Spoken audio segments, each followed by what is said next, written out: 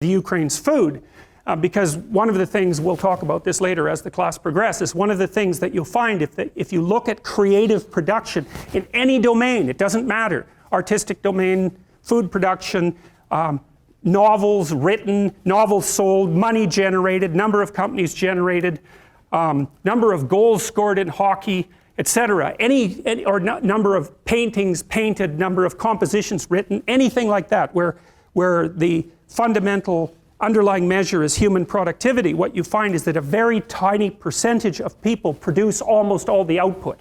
It's called a Pareto distribution, P-A-R-E-T-O, and it was studied in detail in scientific productivity by someone named de Sola Price.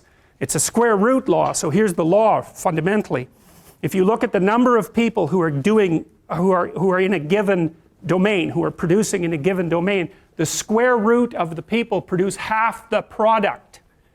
So that means if you have 10 employees, 3 of them do half the work, but if you have 10,000 employees, 100 of them do half the work.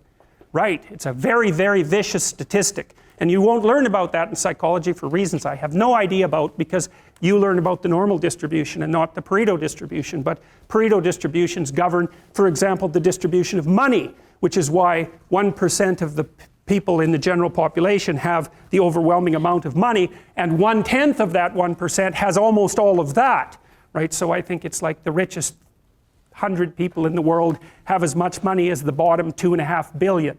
And you think, well, that's a terrible thing, and perhaps it is, but what you have to understand is that that law governs the distribution of creative production across all creative domains, right? It's something like a natural law. And we'll talk about that more, but imagine what happens when you play Monopoly. You've all played Monopoly. What happens when you play Monopoly? One person ends up with all the money. All right, then you play another game of Monopoly. What happens? One person ends up with all the money. It's actually the inevitable consequence of multiple trades that are conducted randomly. So if you take 1,000 people and you get them to play a trading game, you each give them $100, say, or $10, and they have to trade with another person by flipping a coin. I win the coin toss, you give me $1, you win, I give you $1. If we all play that long enough, one person will end up with all the money and everyone else will end up with 0.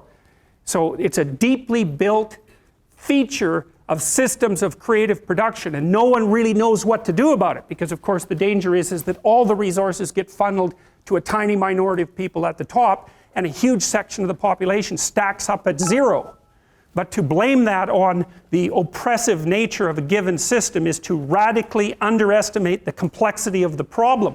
No one actually knows how to effectively shovel resources from the minority that controls almost everything to the majority that has almost nothing in any consistent way, because as you shovel money down, it tends to move right back up, and it's a big problem. Anyways, the reason I'm telling you about that is because after the peasants were granted their land and started to become farmers, a tiny minority of them became extremely successful, and those people produced almost all of the food for Russia and the Ukraine.